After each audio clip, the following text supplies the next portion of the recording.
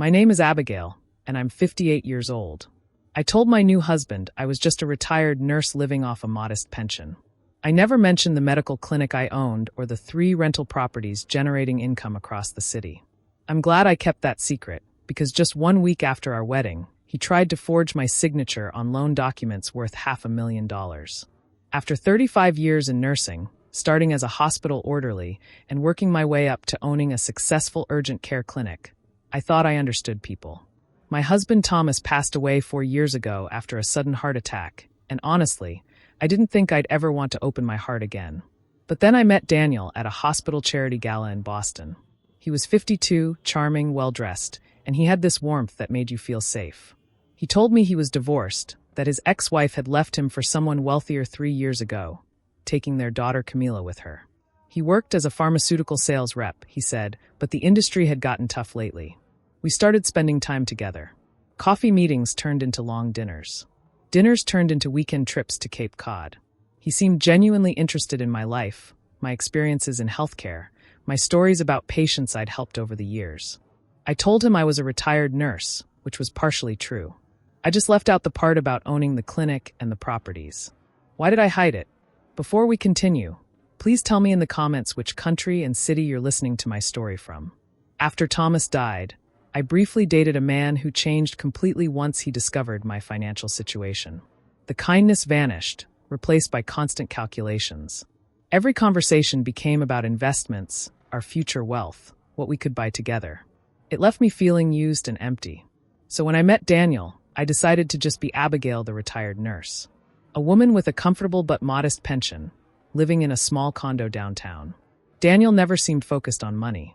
He paid for our dates as often as I did, never hinted at expensive gifts, seemed happy with simple pleasures like cooking together or visiting art museums. His daughter Camila was sweet when I met her. A 16-year-old more interested in her upcoming dance recital than adult conversation, but that seemed perfectly normal. After 7 months of dating, he proposed during a sunset walk along the harbor. I cried and said yes, told him I'd been afraid to hope for love again after losing Thomas. We planned an intimate wedding, just close family and a few friends. His sister Hazel flew in from Chicago, and my son David came up from New York with his wife and kids. The ceremony was held at a small boutique hotel overlooking the water. I kept everything simple and didn't mention anything about my business ventures. My clinic manager, Susan, who'd worked with me for 12 years, gave me a concerned look when I introduced Daniel as the man who loves me for me. But she respected my privacy. Daniel looked handsome in a navy suit. Camila stood beside him in a lovely lavender dress. His sister Hazel smiled throughout, though something about her eyes felt calculating. My son David pulled me aside before the ceremony. "Mom, are you absolutely sure about this? You barely know him." I squeezed his hand. "I'm sure, sweetheart.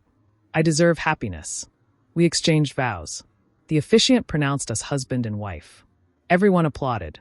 We shared cake, champagne, laughter. Daniel held me close and whispered, "I can't wait to start our forever together." He'd already given up his apartment across town. We'd be living in my condo, a modest 2-bedroom place I'd bought years ago as my city residence. That night, our wedding night, we arrived at my condo. It was comfortable but simple. 2 bedrooms, 1 bathroom, a small kitchen, and a living room with a decent view of the city. I noticed Daniel walking through each room slowly, his eyes scanning everything. Something flickered across his face. Not quite disappointment, but something close to assessment. The next morning, I woke up to find Daniel already awake, sitting at the kitchen table with his laptop open and papers scattered everywhere. Hazel was there too, which surprised me. I hadn't realized she'd be staying over. "Good morning," I said, reaching for the coffee pot. "What are you two working on so early?" Daniel looked up, and his face was different. The warmth from yesterday had dimmed somehow. "Abigail, we need to discuss our living situation," he said. I sat down, confused. "What do you mean? What's wrong with the condo?" "It's too small," Hazel interjected. "Camila will be visiting regularly, and she needs her own space. A teenage girl can't sleep on a couch." "I thought Camila lived with her mother," I said carefully. "Plans change," Daniel said. "Her mother is moving to California with her new husband. Camila will be spending half the year with us now.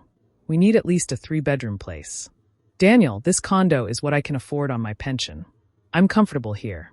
That's the other thing, he interrupted, sliding his laptop toward me. I've been thinking about your retirement. Abigail, you're only 58. That's too young to be fully retired. Have you considered going back to work? Even part-time nursing would bring in extra income. I stared at him. I retired because I wanted to. I spent 35 years on my feet, working double shifts, caring for people. I'm done with that chapter. But we're married now, Hazel said, speaking as if this was obvious. You have responsibilities. A family to think about. I thought you were returning to Chicago, I said to her directly. Actually, Daniel said, Hazel's going through a difficult divorce. She needs a place to stay while she gets back on her feet. Just temporarily. My stomach tightened. You want your sister to live here? With us? Just for a few months. 6 at most. 6 months. In my small condo. With a man I'd married yesterday who was suddenly making demands. This is a lot to process, I said slowly. Can we talk about this privately? Just the two of us? Hazel stood up. I'll give you two some space. But Abigail, you should know that Daniel has been supporting me financially for the past year. He's stretched very thin. He needs a partner who can contribute equally. She left the room, and I turned to Daniel. What is happening right now? I asked. Yesterday we got married. Today you're telling me your sister is moving in, your daughter is moving in, and I need to go back to work. I'm being practical, he said. His voice was calm, but there was steel underneath. Abigail, you told me you have some savings. Maybe it's time to use them. We could get a bigger place, somewhere that fits our family. You could afford to cover the first few months while I sort out some business debts. Business debts? You never mentioned debts. I didn't want to burden you before the wedding. But now we're married. What's mine is yours, and what's yours is mine. That's how this works. I felt like I'd been slapped. Daniel, my savings are for emergencies and my future security. Your husband and his family aren't important enough? His voice had an edge now. That's not what I said. Then prove it. Show me your bank statements. Let's see what we're actually working with here. I stood up. I need to go for a walk. I need to think. Don't think too long, he said. I've already started looking at rental listings. We need to move quickly if we want something good. I grabbed my jacket and left, my hands shaking. I walked for an hour, my mind spinning. Finally, I ended up at a small cafe and called my son David. Mom, what's wrong? You sound upset. I told him everything. When I finished, there was a heavy silence. Mom, I need to tell you something. Yesterday at the reception, I overheard Hazel talking to someone on the phone outside. She didn't know I was nearby. She said something like, "Don't worry, she'll crack eventually. Daniel knows exactly what he's doing." My blood went cold. What? I didn't want to ruin your wedding day with suspicions, but Mom. He paused. Have you Googled Daniel? His full name? No. I trusted him. Can you do it right now? While you're on the phone with me? I pulled out my phone with trembling fingers and typed. Daniel Hartley, Boston Pharmaceutical Sales. The first few results were normal. A LinkedIn profile. Some professional listings. Then I scrolled further down. There it was. A news article from 18 months ago. Boston man accused in marriage fraud scheme. I clicked on it, my heart pounding. The article detailed allegations against a man named Daniel Hartley, accused of targeting financially stable women through charity events and professional networking groups. He would marry them quickly, then pressure them for access to their finances.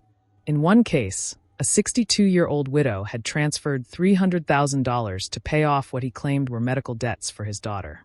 The case had been dismissed due to lack of concrete evidence, as the victim refused to testify. David, I'm reading about fraud charges. I found it last night, Mom. I'm so sorry. I should have shown you before the wedding, but I didn't find it until late, and I thought maybe it was a different Daniel Hartley. I didn't want to accuse him without being certain. It's okay, sweetheart. My voice sounded hollow. I need to figure out what to do. Mom, you need to be careful. If he's done this before, he might get aggressive. Come stay with me in New York. Just leave, and we'll figure out the rest later. No, I can't just run away from my own home. I need to handle this properly. After hanging up with David, I sat in that cafe for another hour, thinking. Then I made a decision. I called my clinic manager, Susan. Abigail? Is everything okay? You sound stressed. Susan, I need your help. And I need you to keep this completely confidential. I met Susan at her office an hour later and told her everything. To her credit, she didn't lecture me, though she easily could have. What do you want to do? She asked. I want to know what his endgame is. He doesn't know I own the clinic or the properties. He thinks I'm just a retired nurse with a pension. What exactly is he planning? Susan leaned back in her chair. There's only one way to find out. Let him think he's winning. See what he does next. That's risky. So is kicking him out right now without evidence. Abigail, if he's done this before and gotten away with it, you need to be smart. Document everything. Record conversations if you can. Build a case. I spent that day and the next playing along. Daniel kept pressuring me about moving, about my savings, about going back to work. I told him I was thinking about it, that I needed time, that these were big decisions. On the 4th day after the wedding, I came home to find Daniel in my bedroom, going through my filing cabinet. What are you doing? I asked sharply. He didn't even look embarrassed. Looking for your financial documents. Your pension statements, bank accounts, any investment portfolios. As your husband, I have a right to know what we're working with. You have no right to go through my private files. He turned to face me, and his expression was cold. Actually, Abigail, I have every right. We're married. Community property laws mean what's yours is mine. I can do this the easy way, with your cooperation, or the hard way, with lawyers. Your choice. Get out of my things, I said, my voice shaking with anger. He stepped closer, and I realized he was bigger than me, stronger. You need to understand something. I'm not asking anymore. I'm telling you. Tomorrow, we're going to your bank together, and you're going to show me everything. Then we're going to decide together how to best use your assets. My assets. Our assets, he corrected with a thin smile. That's what marriage means, Abigail. Sharing everything. That night, I couldn't sleep. I lay in bed next to this stranger I'd married, listening to him breathe, and felt fear creeping up my spine. At 2 a.m, I quietly got up and went to the living room. I called a lawyer I'd worked with years ago on clinic contracts, a woman named Patricia Morrison. Abigail? It's 2 a.m. What's wrong? Patricia, I need help. I think I've made a terrible mistake. I told her everything.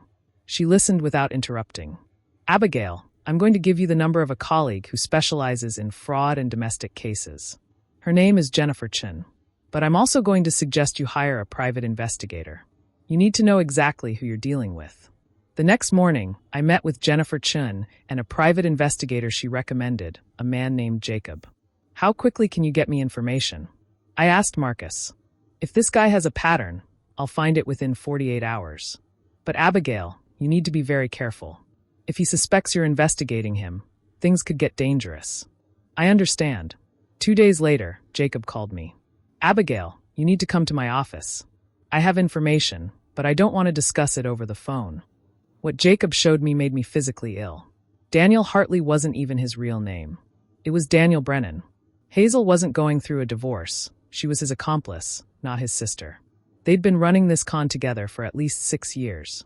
The pattern was always the same.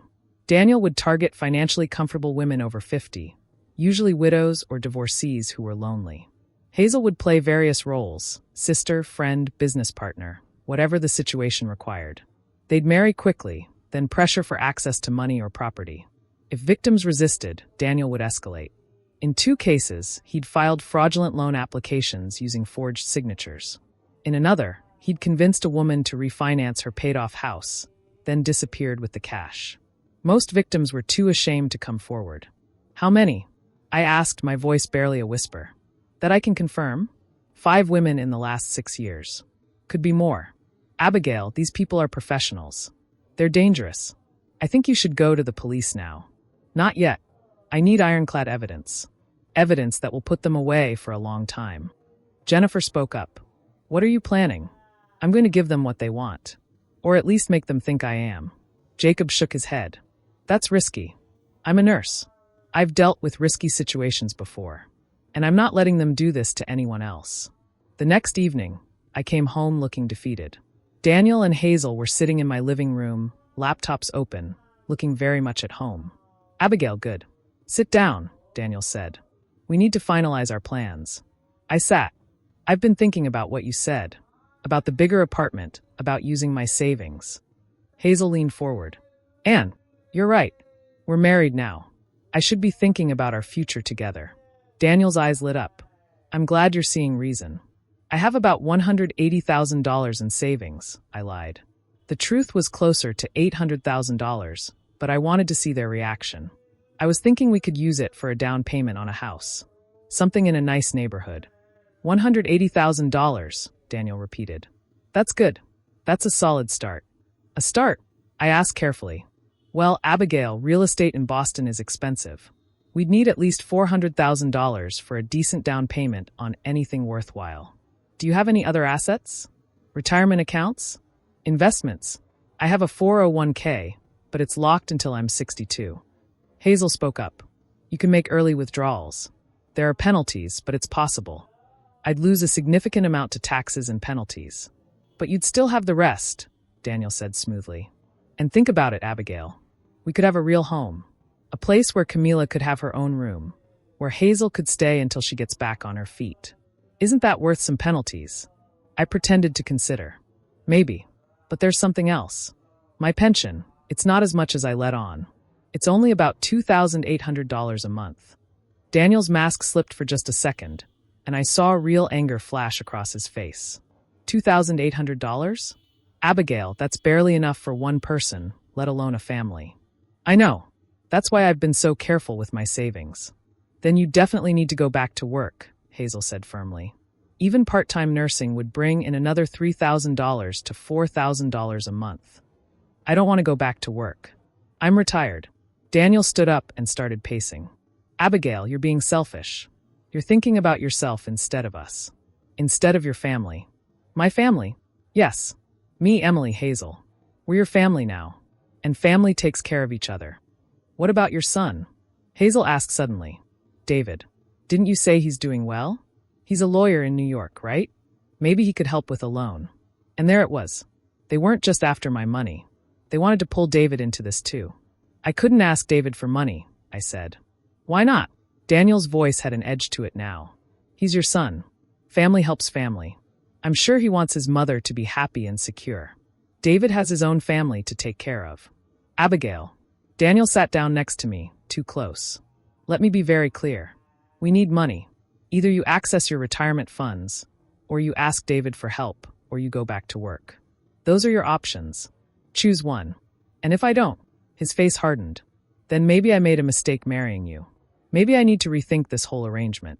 And trust me, Abigail, you don't want me to do that. Because I know divorce lawyers who will make sure I get every penny I'm entitled to as your spouse.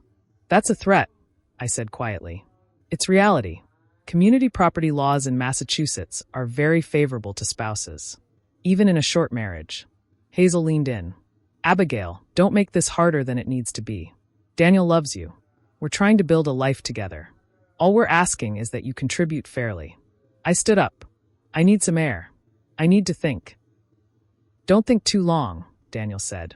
I've already put deposits on 2 apartments we're going to view tomorrow. Refundable deposits, but still.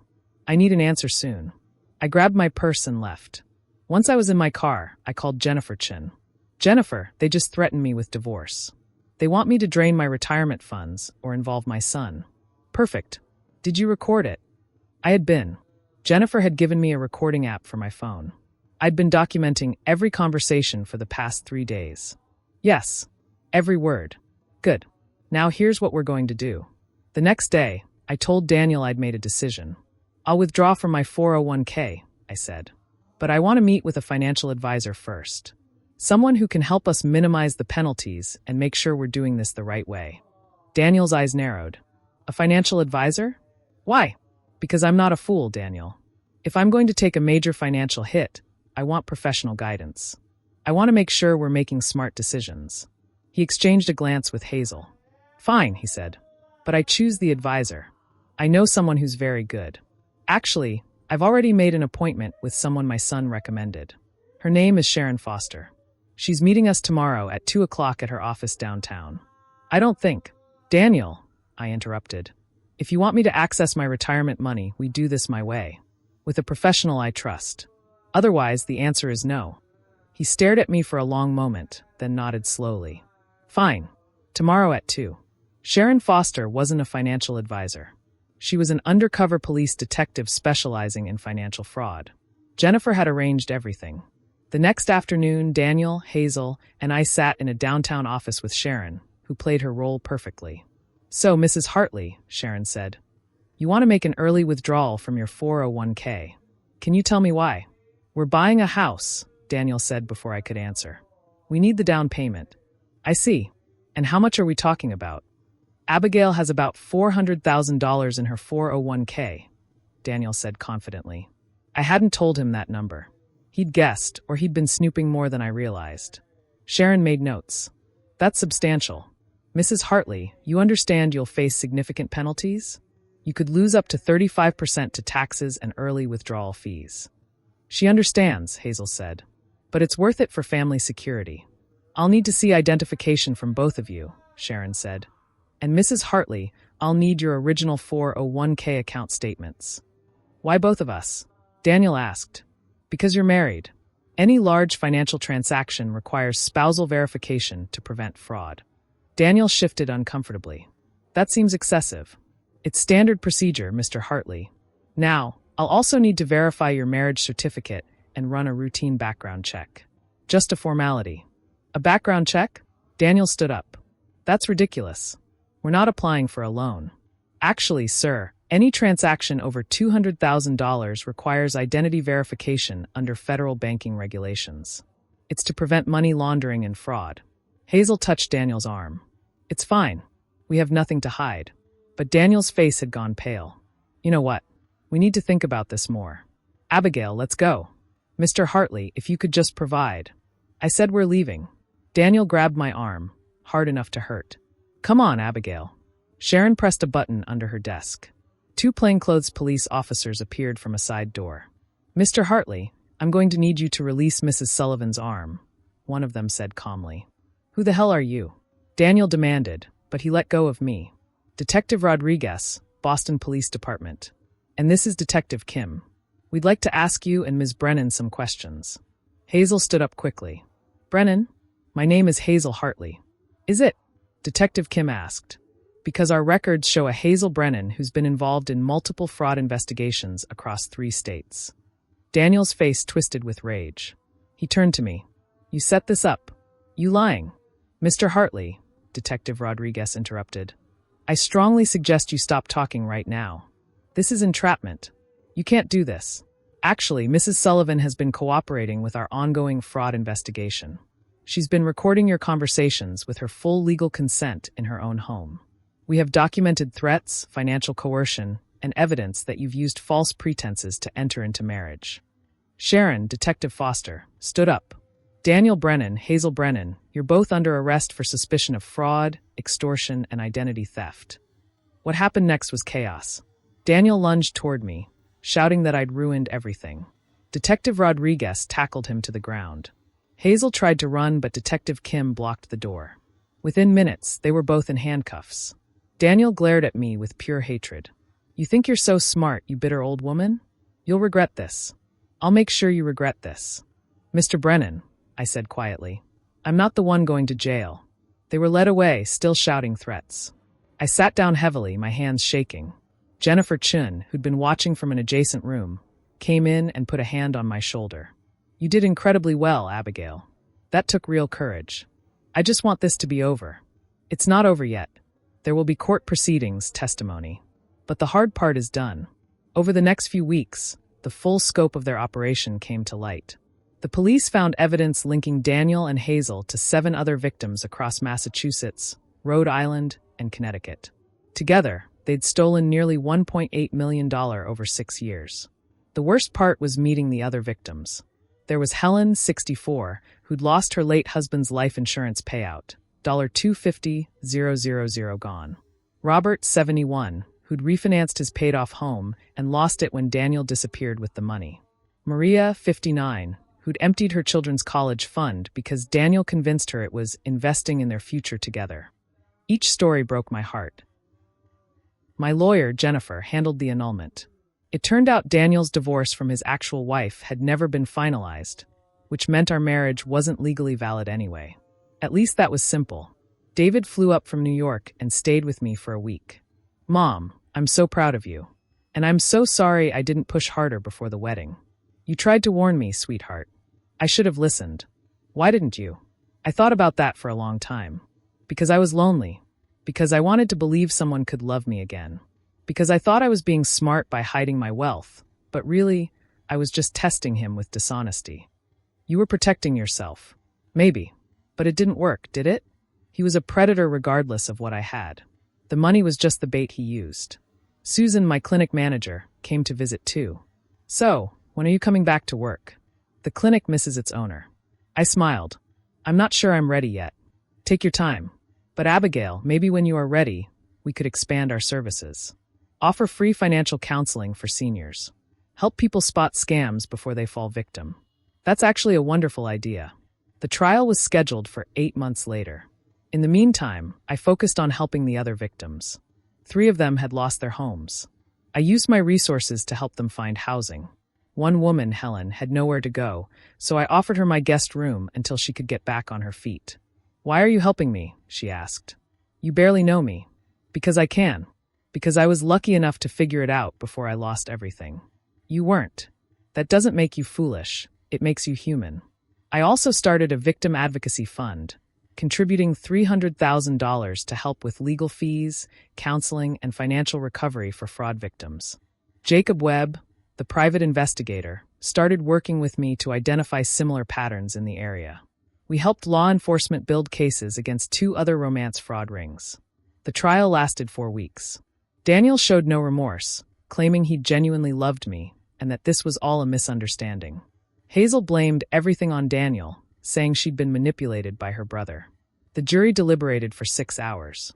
Daniel got 10 years for fraud, extortion, and identity theft. Hazel got 7 for fraud and conspiracy. After the sentencing, Helen came up to me in the courthouse hallway. Thank you, she said simply, for having the courage to fight back. I didn't. I was too ashamed. You're fighting back now. You testified. That took courage too. Can I ask you something? She said. Are you angry? At yourself, I mean, for being fooled. I considered that. Sometimes. But mostly I'm just sad. Sad that people like Daniel exist. Sad that loneliness can make us vulnerable. Sad that I felt I had to lie about who I was to protect myself. That night, I stood on my condo balcony and looked out at the city lights. Thomas would have known what to say right now. He always did. He would have made some gentle joke about my stubbornness, then held me close and told me everything would be okay. I miss you, I whispered to the night air. But I'm okay. I'm going to be okay. My phone rang. It was David. Hey, Mom. Just checking in. How are you feeling? Better than I expected. It's over. They're convicted. The other victims are getting help. Life moves forward. That's good. Listen, Sarah and I were thinking about bringing the kids up for Thanksgiving. We could all stay at your place, make it a real family gathering. I smiled. I'd love that. And David, maybe when you visit, I'll finally show you the clinic. Properly, I mean. Not just from the outside. I'd really like that, Mom. After we hung up, I stayed on the balcony for a while longer. Somewhere out there, someone else was probably being targeted by predators like Daniel. Someone else was being lied to, manipulated, set up for heartbreak and financial ruin. But now there were 2 fewer con artists in the world. And in their place, a growing network of survivors learning to protect one another, to speak up, to fight back. Was it enough? No. Could I have done things differently? Absolutely. But I did what I could. And sometimes that has to be enough. I went inside and made myself a cup of tea. Tomorrow, I'd return to my clinic. I'd meet with Susan about that financial counseling program for seniors. I'd continue supporting the other victims. I'd live my life fully and honestly. Tonight, I allowed myself to simply be grateful. Grateful to be alive. Grateful to be free. Grateful for the people who genuinely loved me, David, his family, Susan, the friends who stood by me. And maybe one day, I'd be ready to open my heart again. But next time, I would be honest from the start. Next time, I wouldn't hide who I am or what I have. Because I learned something important through all of this. The right person won't love you for your money, but they also won't love you less when they know about it. Real love doesn't need lies to survive. It thrives in truth. I hid my wealth from my husband, thinking I was protecting myself. But what I was really doing was protecting him from accountability. I gave him the opportunity to show his true colors, yes, but I also denied myself the chance to be fully known and fully loved. The right people will choose you for who you are, all of who you are, not just the parts you think are safe to show. I poured my tea and raised the cup to the empty room. Here's to the truth, I said softly, and to being brave enough to live it. Remember this. Your worth is never measured by what you own or what you can give. Trust your instincts. Protect your boundaries. But also, be brave enough to be fully yourself with the people who earn your trust. The con artists of this world count on our shame and our silence. Don't give them that power. Thank you for listening to my story. Share your thoughts in the comments below. I truly value every voice and every experience shared here. Don't forget to subscribe to Stories from Family and share this video with someone who might need to hear it. Your story matters. Your voice matters. And you are never alone.